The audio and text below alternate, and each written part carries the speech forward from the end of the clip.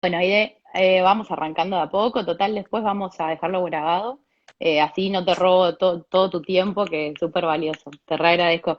Te cuento, esta cuenta nace como iniciativa de un grupo de padres que nos reunimos a través de un grupo de Facebook, cuando empezamos a ver que la cuarentena se extendía y que no había novedades con respecto a nuestros hijos, ninguna posibilidad de salidas recreativas, ni ningún tipo de política pública orientada a la niñez. Y empezamos a ver que en España sí se los tenía en cuenta y había habido toda una movida, por así decirlo, es una palabra argentina, de parte de los profesionales que se unieron y empezaron a hablar de estos temas y empezaron a manifestar, bueno, esto, que los niños realmente necesitaban salir, y así fue que lograron en la séptima semana de aislamiento en España conseguir las salidas recreativas. Argentina ya perdí la cuenta, creo que va por la décima semana, no, creo que vamos por la onceava semana y en la mayor parte del país los chicos todavía no pueden salir ni siquiera a dar la vuelta a la manzana. Obviamente queda a criterio de los padres si lo sacan o no, pero hay muchas ciudades donde hay controles y no está permitido legalmente. Así que bueno, en el marco de todo eso fue que hicimos una petición en la página change.org y así fue que en algunas ciudades, por ejemplo en la capital, en la capital del país, que es la ciudad autónoma de Buenos Aires, ahí sí pudieron empezar a salir solamente 2 veces por fin de semana y bueno, en algunas provincias. Así que bueno, y hay muchos mitos y muchos temas vinculados empezamos a ver muchas temáticas vinculadas a la niñez de las que nos estaban hablando. Y también hay mucho mito con respecto a esto, que los niños parecería, por lo menos no sé cómo, nos contarás ahora cómo fue en España, pero en Argentina parece como que los niños son un virus caminando, tienen que estar Sí, sí, encerrados, sí. no tienen que ver a sus abuelos ni a nadie porque los pueden contagiar. Entonces, Correcto. básicamente Mm. tienen que estar encerrados. Así que bueno, por eso es que te contacté y me parece súper valioso que nos aportes datos científicos, sobre todo a los padres que no tenemos ese tipo de información o por ahí no la sabemos interpretar si leemos un paper en inglés. Mm, Así que mm, bueno, sí, igual si mm. querés, ya se sumaron algunas personas, si querés contarnos brevemente, introducir quién sos, bueno, cómo estás viviendo el aislamiento allá en tu país y lo que nos quieras contar. Bueno, pues bueno, primero gracias. Gracias por invitarme a esta conversación, porque bueno, pues, me alegra, ¿no? Poder compartir esta información a la que yo accedo y que sea de utilidad al mayor número de personas posibles y espero que también sirva un poco para invitar a la reflexión y también a la calma a las personas que nos vean. Porque muchas veces desde los medios de comunicación nos trasladan, pues eso, información que es muy alarmista, muchas veces descontextualizada, también sin matices, y todo eso, pues claro, nos ha llevado a todos a pensar que estamos en una situación muy dura, que en cierto modo sí que lo estamos, y en el caso de los niños, pues bueno, una situación de una extrema gravedad que, bueno, casi que nuestros hijos se van a morir de un momento para otro, ¿no? Entonces, bueno, pues eso, me alegro de poder compartir lo que yo he ido leyendo. Yo estudié, bueno, soy química y luego hice un doctorado en químicas, entonces, bueno, mi formación es científica y por mi formación, el desarrollo de mi profesión, pues estoy acostumbrada a bucear en la literatura científica y a leer los artículos científicos. Y además, pues también soy mamá de una niña de 8 años. Así que cuando se desató todo este lío de la pandemia del COVID, pues claro, me puse rápidamente a buscar todo lo que se estaba publicando en la literatura científica para poder leer de primera mano qué investigaciones se hacían, qué se estaba publicando, qué información había. Y enseguida empezó a aparecer información en relación a COVID y a la infancia. Entonces, el primer mensaje que yo quiero trasladar es un mensaje de calma y tranquilidad. Ahora lo desarrollaré un poco más, pero no hay un motivo para estar extremadamente preocupados, al menos en base a la evidencia científica de la que disponemos hoy en día.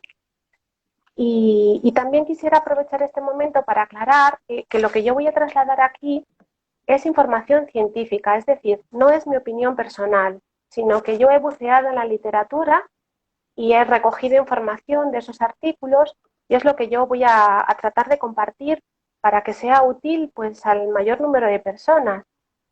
Me gustaría matizar, quizás porque a lo mejor hay gente que se ajena al mundo de la ciencia, que la información que se publica en los artículos científicos es información fiable y rigurosa, en el sentido de que cuando un grupo de expertos hace una investigación y llegan a un conjunto de conclusiones y la publican en un artículo científico, ese artículo es enviado a otro conjunto de expertos mundiales en el mismo campo para que lo revisen de forma crítica.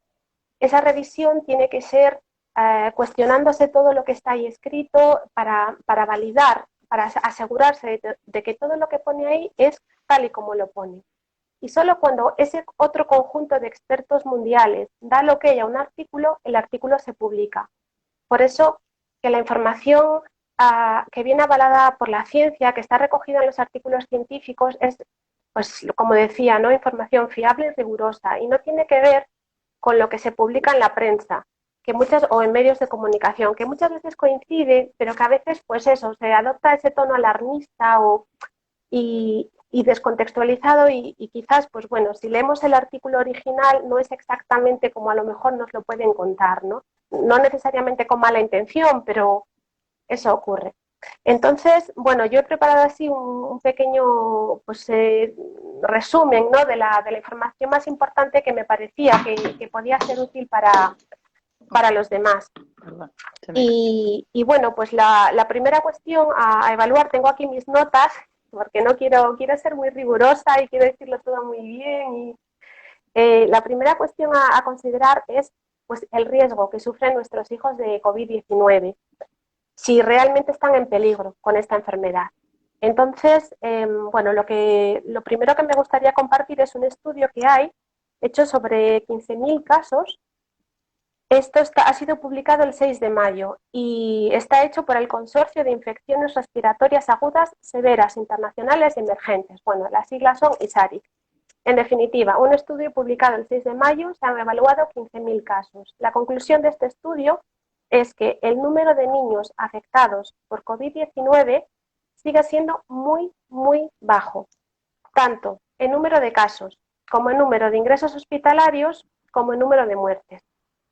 Para poner esta conclusión global en perspectiva, pues voy a compartir la información que recogí de otro artículo que es publicado el 16 de mayo en la British Medical Journal, y en este artículo se evalúa lo siguiente. Se coge toda la población que tiene menos de 19 años o menos en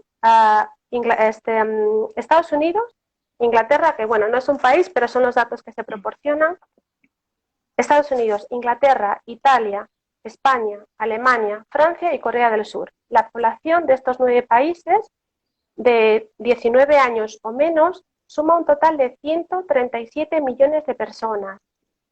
De estos 137 millones de personas, se ha evaluado cuántos han fallecido en el periodo comprendido entre el 12 de febrero y el 12 de mayo. Y la cifra de muertes por COVID entre el 12 de febrero y 12 de mayo de un total de 137 millones de personas con edades inferiores a 19 años es de 44 muertes. 44 muertes. Si decimos, han muerto 44 niños, o uno es la mamá o el papá o un familiar de esos niños, es dramático, lógicamente. Pero si ponemos 44 muertes en el contexto de 137 millones de personas en el periodo de 3 meses, la cifra tiene otro matiz. Pero es más, si ahora vamos a las estadísticas de otros años y evaluamos cuál sería el número de muertes que podríamos esperar en este mismo periodo de 3 meses, es decir, desde febrero hasta mayo,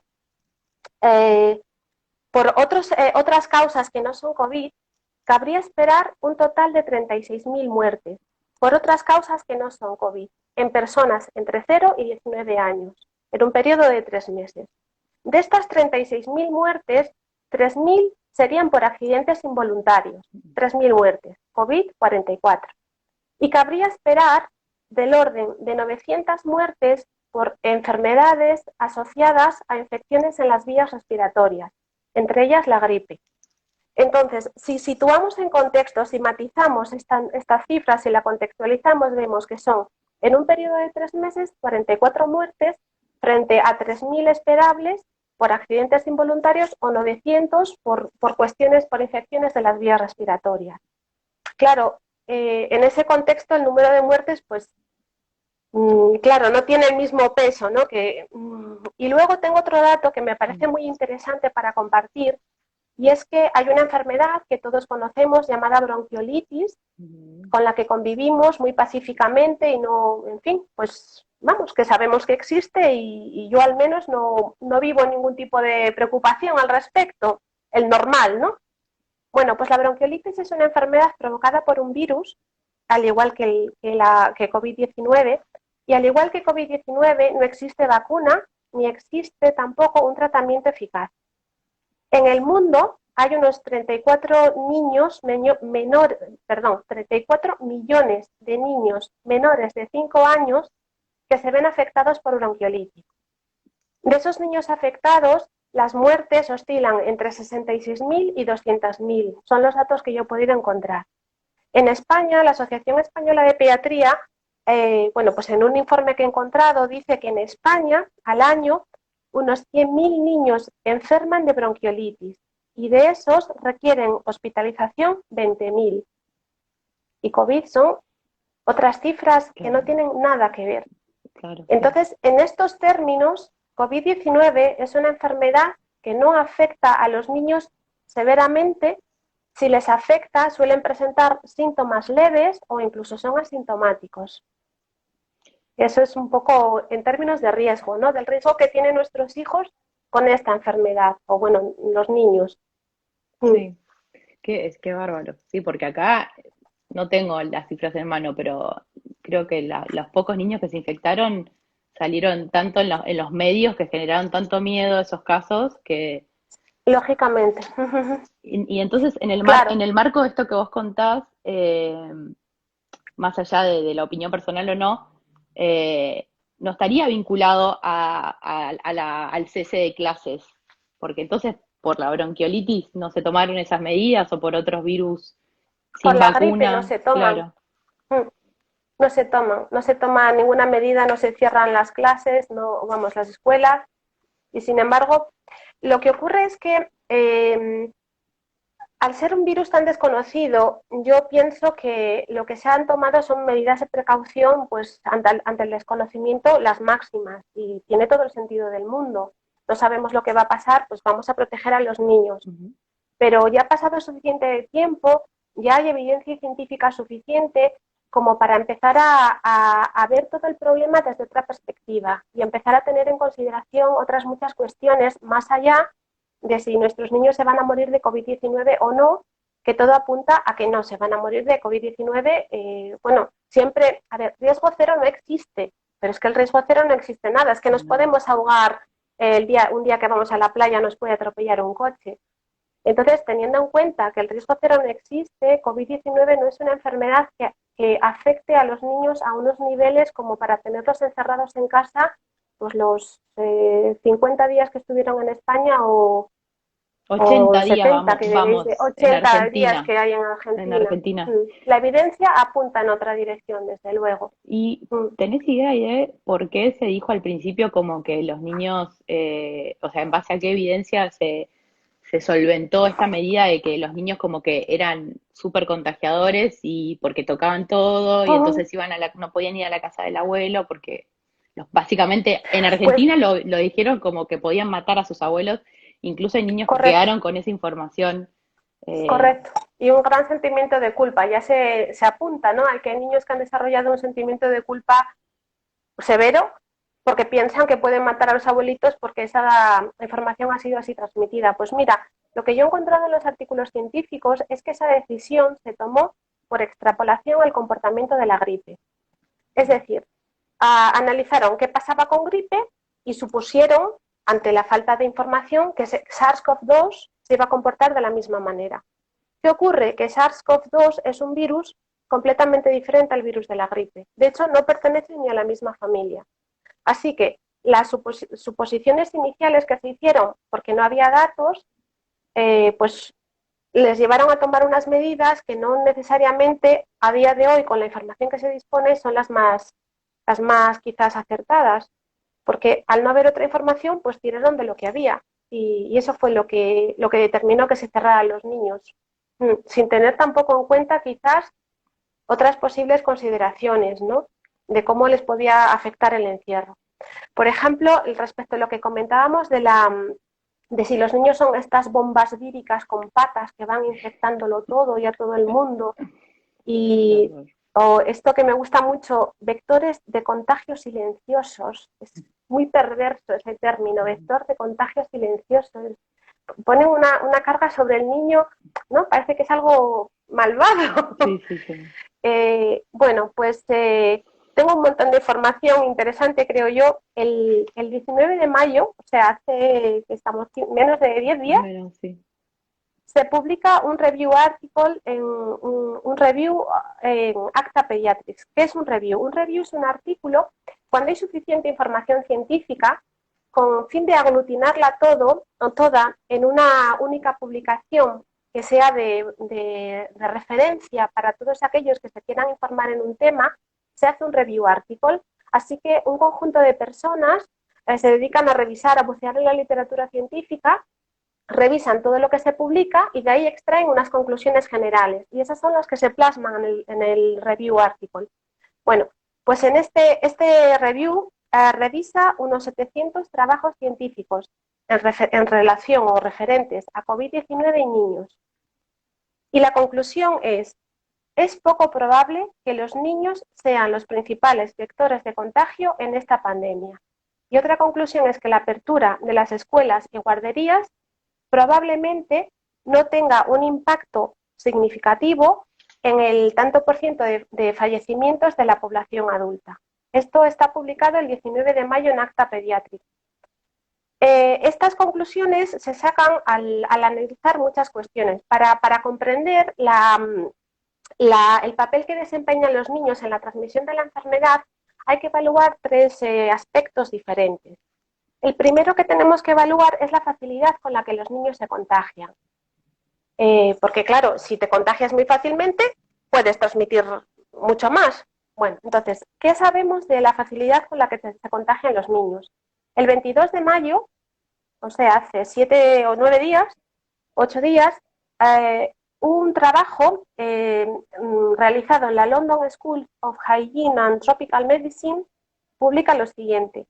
Los niños y jóvenes son un 50% menos propensos a coger el coronavirus que los adultos. Es decir, se contagian con menos facilidad. Pero no solo eso, hay otros 5 artículos, 2 de ellos, uno publicado en Science y otro publicado en The Lancet, que son 2 de las revistas científicas más prestigiosas del mundo. Lo que se publica ahí son trabajos de máxima calidad.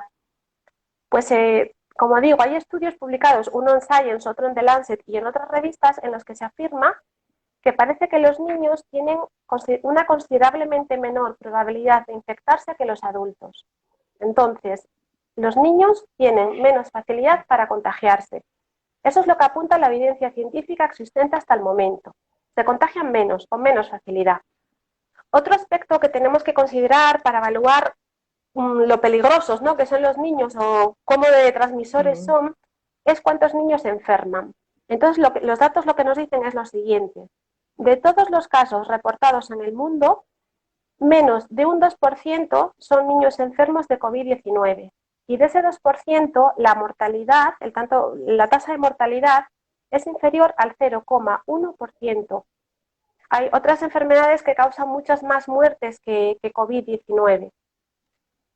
Para saber cuántos niños se enferman, lo que hay que hacer son estudios seroepidemiológicos. Entonces, no hay suficientes estudios todavía porque no se han analizado todas las poblaciones que han sido afectadas por la pandemia y, bueno, son estudios complicados y además en esos estudios nunca podremos tener a los niños que a lo mejor han pasado la enfermedad de forma leve. Entonces, es difícil tener una cifra exacta, pero lo que sí que se han hecho ya algunos estudios. Uno ha sido en Islandia, otro en la localidad italiana de Bo y otro en Holanda. Y de esos estudios se deduce que todo parece indicar que hay muchos menos niños enfermos por COVID-19 que adultos, especialmente niños menores de 10 años. O sea que los niños se contagian con menos facilidad y enferman menos, sobre todo los que tienen menos de 10 años.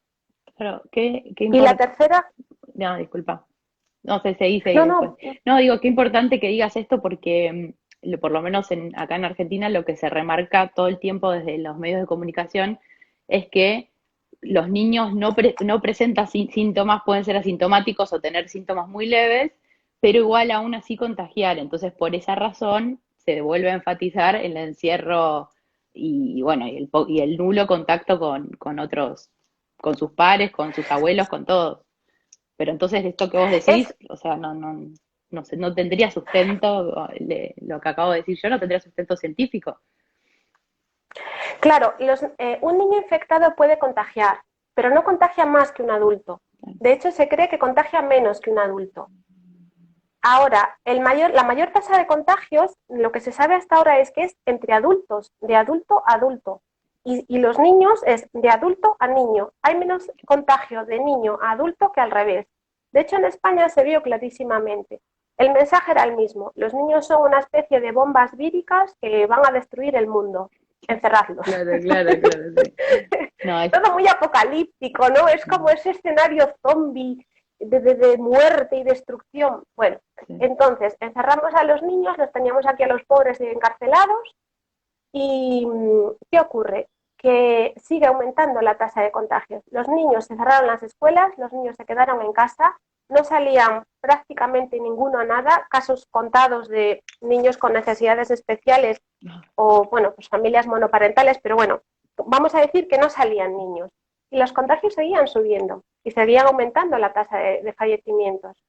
Cuando llegó el momento de que los niños ya iban a permitirles la salida de aquí la norma era 111, una hora, 1 kilómetro en torno al domicilio y un adulto con el que estuvieran conviviendo.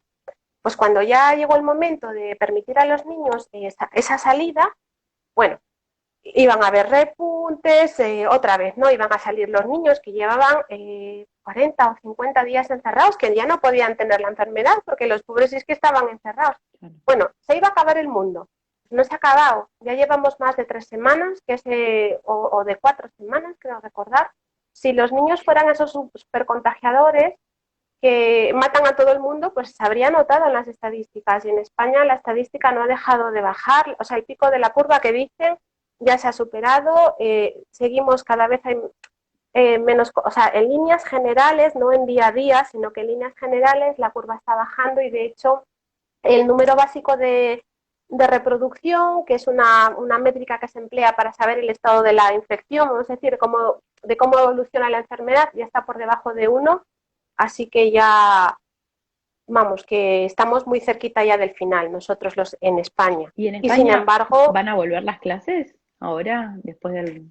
en principio no. Mm, Ahora cada día se dice una cosa diferente que van a acabar volviéndonos locos a todos, pero en principio creo que es que hoy no he mirado la prensa, no sé si decían que igual en junio permitían algo, no estoy muy segura, pero bueno, yo creo que será para septiembre. Sí. claro.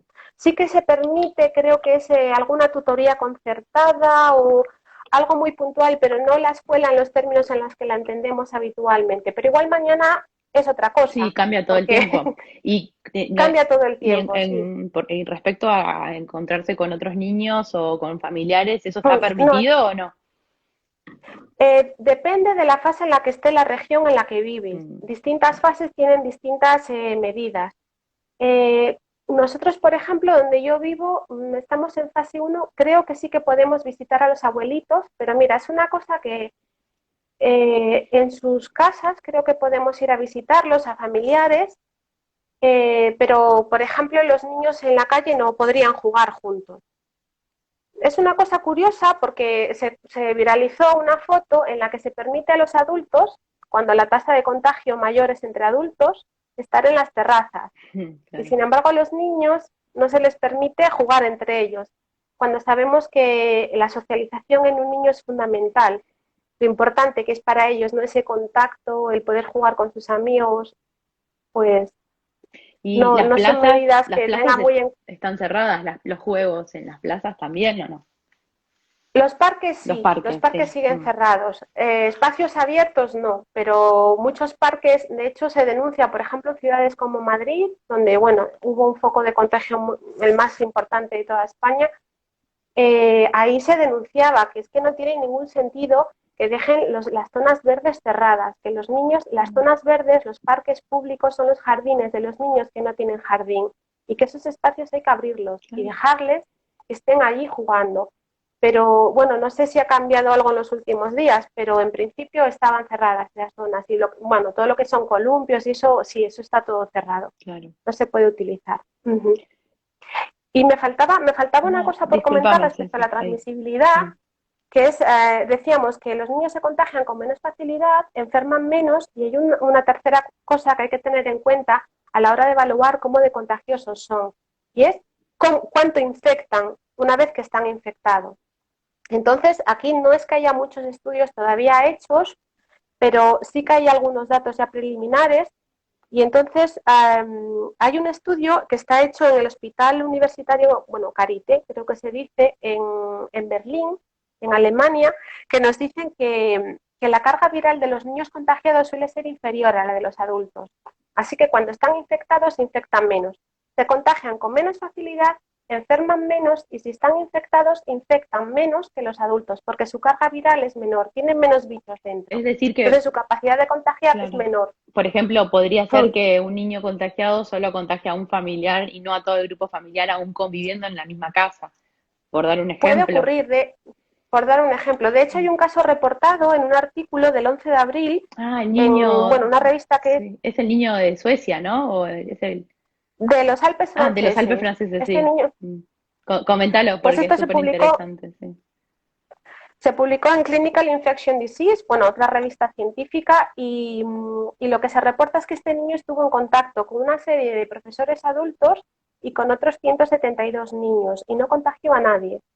Por eso que decimos que la carga viral suele ser inferior.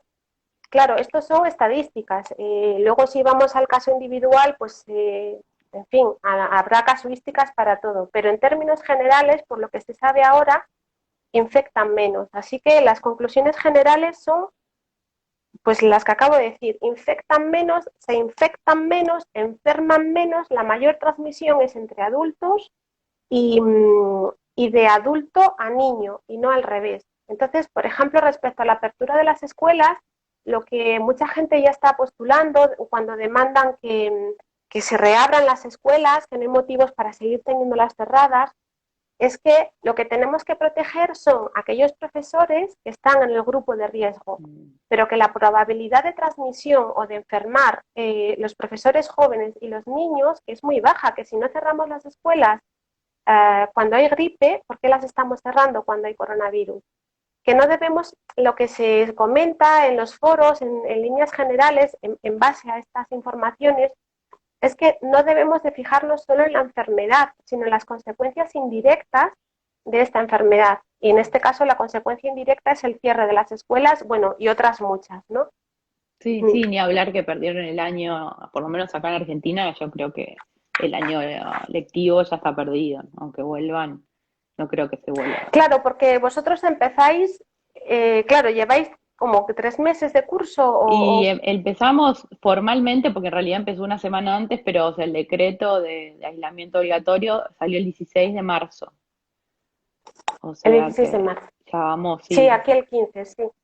Y antes ¿Cuántos igual meses? está, por ejemplo, mi hija dejó de ir a la guardería sí, los primeros días de marzo, o sea, porque antes se cerraron las escuelas, después se sugirió el aislamiento voluntario y posteriormente bueno, se implantó esta suerte de...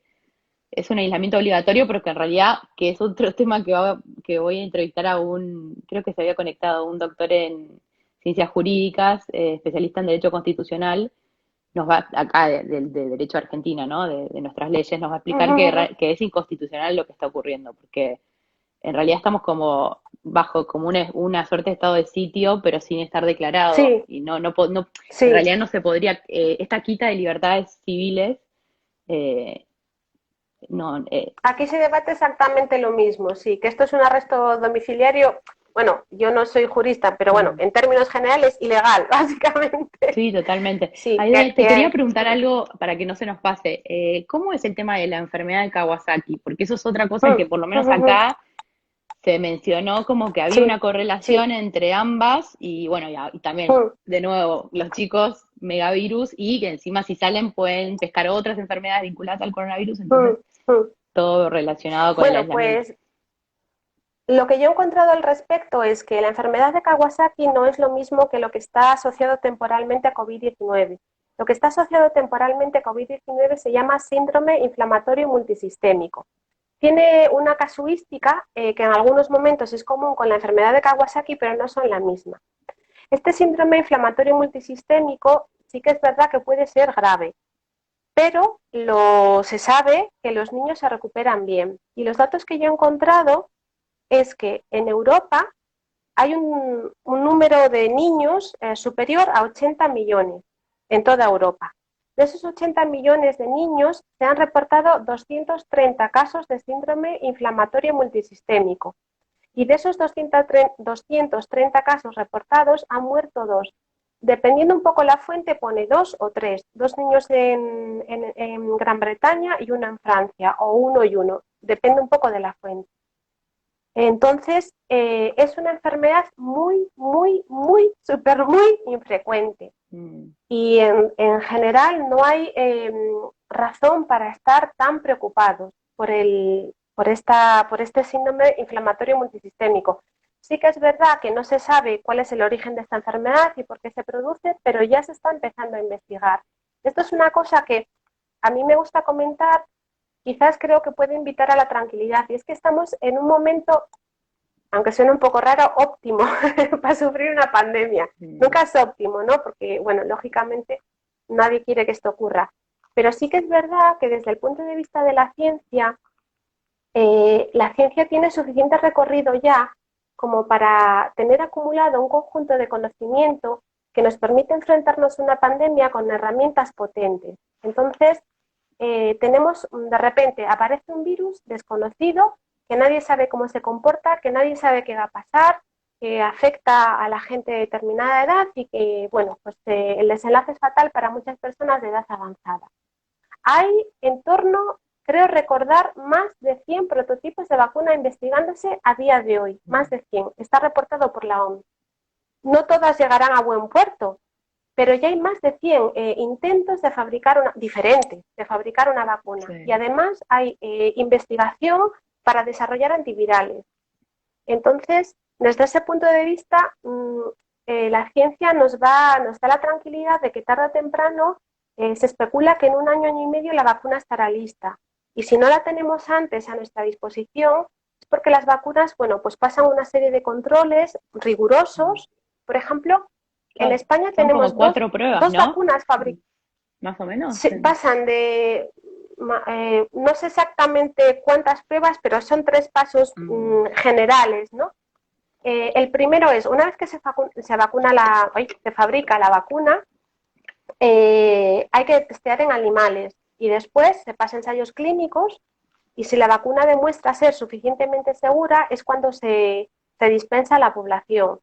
Entonces, si no tenemos la vacuna antes de año y medio, no es porque la vacuna no existe, ya existen vacunas. O sea, el otro día escuchaba a un mm, científico del CSIC, aquí en España, el Centro Superior de Investigaciones Científicas, que decía, la tengo en mi nevera, en mi laboratorio, o sea, la vacuna la tenemos, pero tiene que pasar una serie de controles y tenemos que asegurarnos de que el beneficio de la vacuna es muy superior a posibles efectos secundarios que pueda tener y por tanto no está a disposición de la población.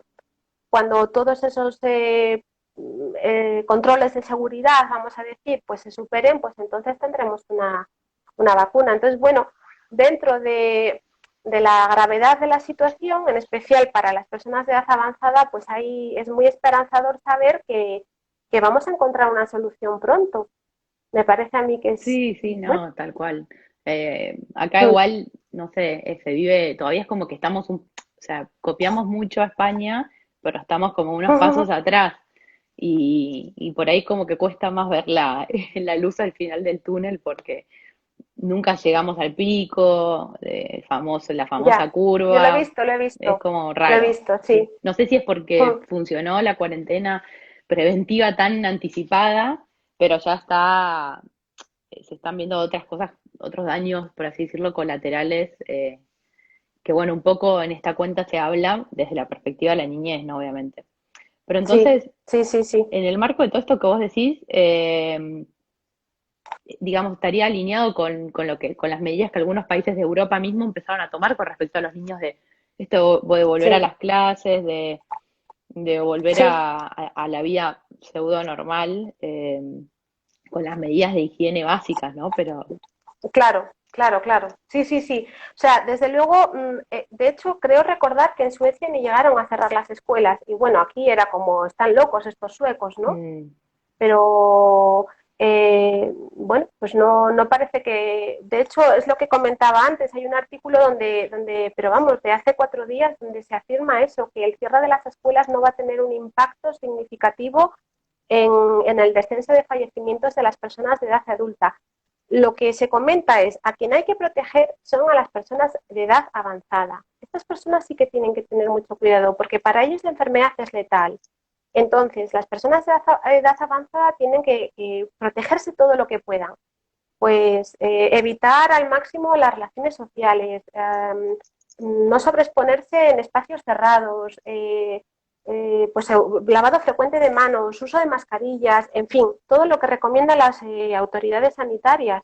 Estas personas sí que tienen un peligro importante, corren un serio riesgo, pero no los demás. El 80% de la población pasa la enfermedad con síntomas leves o asintomáticamente. no, Entonces, aparte, claro, no sé allá, pero acá algo, de hecho, es un dato que acaba de salir en un artículo que realiza la Universidad Católica Argentina.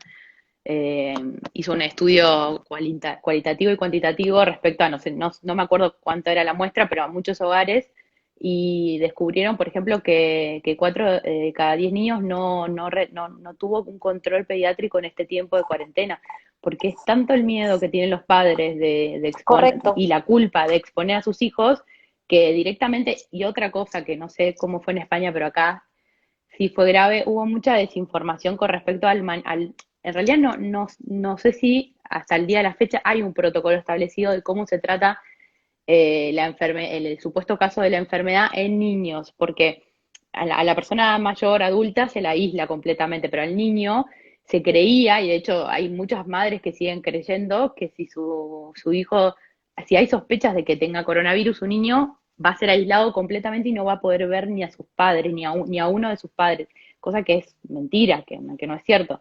Entonces, por todos esos miedos es que realmente los padres decidieron no llevar a los niños a los controles pediátricos ni a una guardia. Y de hecho hubo un Sí, caso, en la ciudad de Buenos Aires hubo un caso de una nena de 8 meses que presentaba todos los síntomas en realidad tenía una enfermedad, una eruptiva, ¿viste? La sexta, que presenta fiebre muy elevada. Y por eso le aplicaron un protocolo de coronavirus y la llevaron a un hotel y la aislaron con su mamá, pero no recibió los cuidados que necesitaba concretos para lo que tenía, que era la enfermedad sexta. Eh, entonces, bueno, y eso genera miedo y eso genera que los padres no quieran exponer a sus hijos. claro, se comenta aquí en España ya que la tasa de vacunaciones, las que tocarían por calendario vacunacional, ha disminuido en un porcentaje alarmante. Y también que el hecho, por exactamente la misma razón, por trasladar la información de una forma alarmista en muchos casos, pues se ha generado un miedo que los padres, por miedo a coger COVID-19, una enfermedad que no es especialmente grave en la mayoría de los casos, por miedo a esa enfermedad han dejado de acudir al centro de salud por otras cuestiones más graves. Y entonces se prevé que va a haber niños que o bien ya tenían enfermedades,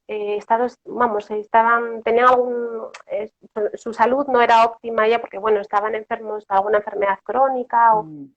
o bien niños que han podido desarrollar alguna enfermedad y que eso no se ha tratado convenientemente y que eso va a salir en los próximos meses. Eso física, la salud física, dijéramos, pero luego está la salud mental.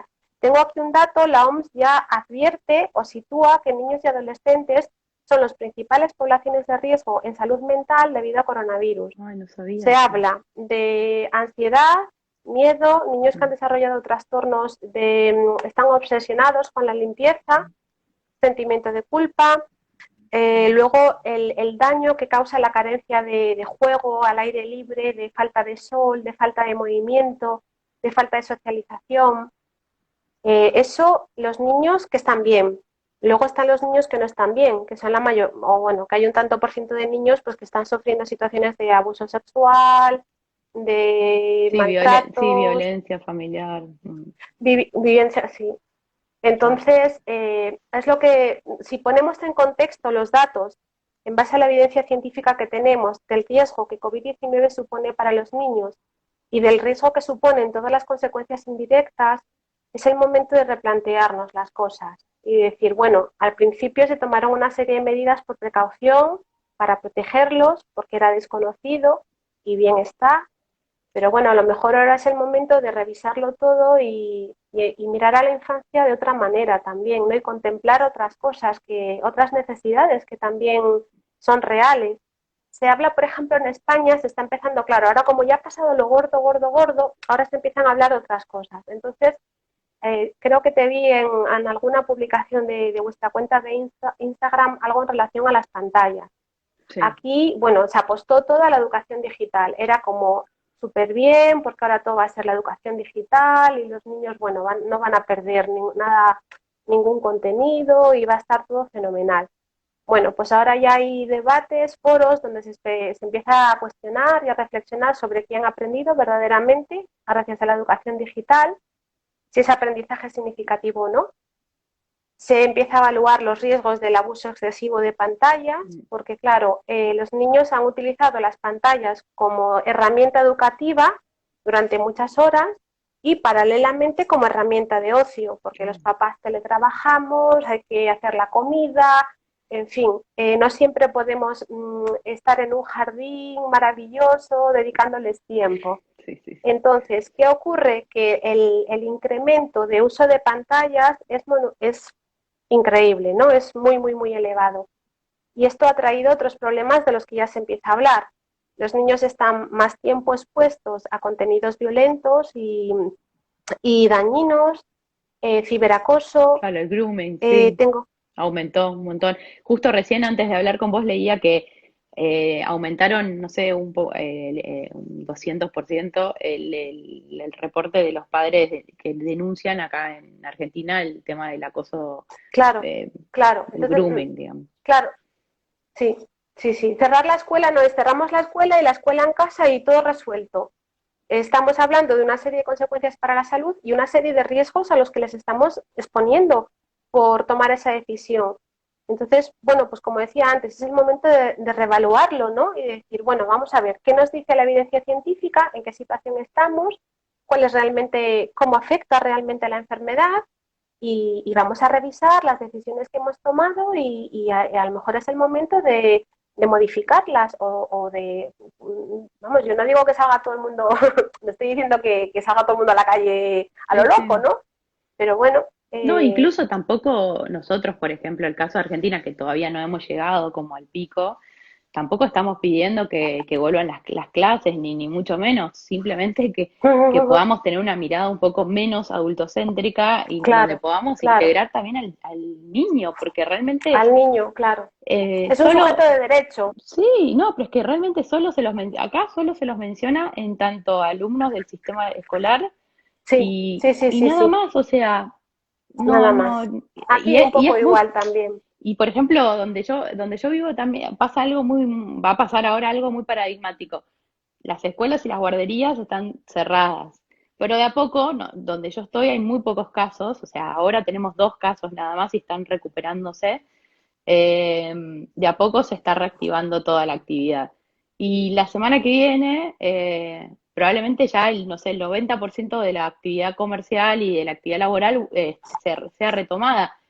Pero todos Sí, esos sí, niños van a estar al cuidado de sus abuelos, porque no hay donde dejarlos, sí, entonces, porque exacto. no hay guarderías, no hay. Entonces, Claro, claro. realmente yo ya no entiendo nada, porque me parece muy bizarro todo eso. O sea, que vuelvan al Esa es la cuidado de otra, los que supuestamente son la población, supuestamente no, son la población de riesgo. correcto. Esa es la otra batalla que está abierta, que es todo el problema de la conciliación, de qué va a pasar cuando, pues eso, todos volvamos a trabajar Claro. y los niños no tengan con quién quedarse. Entonces caben dos posibilidades. Se apunta a que muchas madres pues han renunciado a sus puestos de trabajo con el, bueno, pues claro, lo que se supone para una familia y para la mujer en sí, ¿no? Como Sí, obvio. profesional, y luego, claro, que bajo tapadillo, pues muchos niños seguirán yendo a casa de los abuelos porque si una familia no puede renunciar a ese sueldo, pues como al niño no lo vas a matar, pues claro, no te queda otra que o bien también familias se ponen de acuerdo entre ellas para pasarse los niños de unas a otras, ¿no? Pues a lo mejor si se trabaja por turnos, es posible compaginar turnos de algunas familias y que unas queden a cargo del cuidado de los niños de otras y cosas por ese estilo, porque es inviable, No, sencillamente, volver a sí, trabajar. no, no. Algunas De hecho, seguramente hayan soluciones creativas, pero digo, desde una mirada de macro de políticas públicas no tiene sentido realmente, o sea, ninguno, ninguno, no, no y lo tiene, no. incluso, bueno, pero veía que nosotros acá desde el sur siempre estamos mirando lo que ocurre en el norte y veíamos, bueno, que de a poco se están reactivando las guarderías en algunos países, por ejemplo en Francia ya comenzaron las guarderías y los niveles iniciales y de a poco van retomando, creo que ya está en la primaria y los últimos que van a volver son las de la secundaria. Eh, Esperemos que se empiece a regularizar, más que nada también por el aspecto psicológico de todo lo que están viviendo los niños y Claro, los adolescentes, porque claro, nosotros siempre hablamos de los niños, pero es impresionante lo que claro. están viviendo los adolescentes también. Ellos Terrible. Aquí, no, acá no pueden aquí salir, cuando, el tope es aquí tampoco. 16, entonces están todo el día con las tablets o las La pantallas. pantalla, claro. Sí. Aquí cuando empezaron a dejar a salir a los niños estas salidas recreativas, eran niños de hasta 14 años. Y los de 14 a Claro, que 18, no supongo, existen. esos no Sí, no, no. existían. Es que los pequeños existieron poco, pero es que esos, los pobres, es que nadie se ha acordado de ellos. Y bueno, es que es inconcebible porque son niños igual, de diferentes edades, pero hasta los 18 años sigue Claro. estando en la categoría de niño, ¿no? Pero eso es nada, a los pobres se les da su pantallita y ahí no sé cómo o sea, les habrá pasado también una factura. Sobre eso sí que no he leído, sobre los adolescentes, como que se hace más énfasis en los niños más pequeñitos. Claro, por ejemplo, leí hace poco un artículo, vamos, esto era en prensa, ¿no? Una reflexión de una pedagoga eh, sobre las consecuencias que tienen para los niños de infantil, los menores de 5 años, la falta de libertad de movimientos. En esas edades el movimiento lo es todo, pero además es clave para el desarrollo neurológico también. Claro, si los niños no pueden tener suficiente movimiento, no pueden eh, satisfacer sus necesidades biológicas, vamos a decir, estamos interfiriendo en su desarrollo fisiológico, neurológico, o sea que no es solo que si no les da suficiente luz, como hay niños que hay, que a lo mejor no tienen una ventana pequeña, pero que no entra la luz del sol en su casa por la orientación que tenga la casa o porque vivan en una habitación dentro de un piso. Esos niños, ¿cómo van a sintetizar vitamina D si No, no toman la luz del sol? no toman, No se ¿no? pueden mover, no les da el sol. Aquí se habla de un aumento de la obesidad en niños porque, bueno, pues estamos en cuarentena, nos relajamos todos, las patatas fritas, Sí, no, no hacer actividad física. dulces, claro, no hay movimiento, entonces pues no solo es que a las mamás no nos vaya a servir el bikini para Claro. el verano, sino que pues los niños también nos están acusando problemas de alimentación, de sueño, bueno, lo que un poco compartís vosotros Sí, no, de también, ¿no? todo, En de todo. Hablamos el todo, sábado todo. pasado con una psicóloga y nos comentaba esto, incluso niños que tienen retrocesos con respecto al control de esfínteres o desarrollaron Sí, algún tipo de sí, sí. TOC y mueven la cabeza sí, o los ojos de alguna manera, ¿no? sí. La verdad que es impresionante y es muy impactante, pero entonces como querés volver a listar como conclusión toda esta evidencia, o sea, los títulos, digamos, para los que Pues capaz que se sería, sumaron tarde. pues vamos, en base a la evidencia científica existente, lo que podríamos afirmar a día de hoy es que COVID-19 es una enfermedad que afecta levemente a los niños. Hay pocos casos de niños afectados por la enfermedad, pocos casos de niños hospitalizados y pocos casos de niños fallecidos, muy pocos, sobre todo si es en comparación con otras enfermedades. Apuntaba a que en Europa, vamos, sumando la población de 9 países serían Estados Unidos, a ver, los tengo por aquí, pues Estados Unidos, Inglaterra, Italia, España, Alemania, Francia y Corea.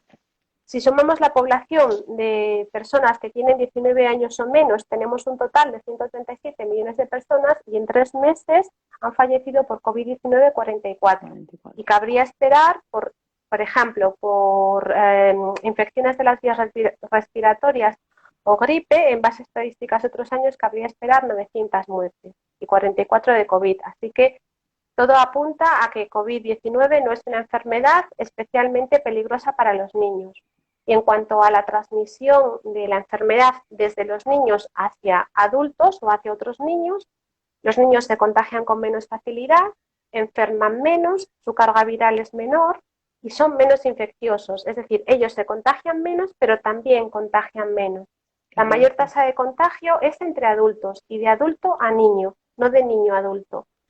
Entonces, tampoco no son esas bombas víricas que nos han hecho creer, no es lo que la evidencia científica apunta. Y en cuanto a la enfermedad de Kawasaki, pues se distingue de lo que realmente está asociado con COVID, que es el síndrome inflamatorio multisistémico, es Claro, una sí. palabra difícil, pues sí que es una enfermedad que puede presentar síntomas graves, pero es muy, muy, muy, muy, muy infrecuente y en Europa de más de 80 millones de niños han fallecido dos a consecuencia de este síndrome inflamatorio multisistémico. En general, los niños se curan bien.